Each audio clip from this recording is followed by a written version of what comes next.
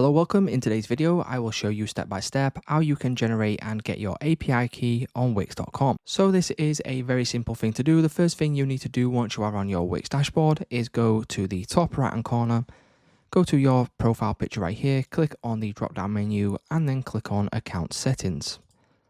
Once we select account settings, you want to scroll over to the left hand side bar here, go all the way down to the bottom, select API keys.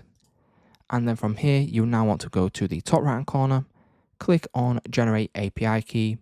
And then from here, you now want to just enter in a name right here. So for me, I will just put in tutorial for this example. Down here, there is some different settings that you can enable and disable depending on your preferences.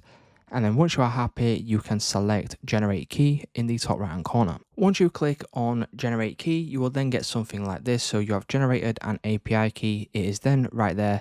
And then you can select copy token to get your API key.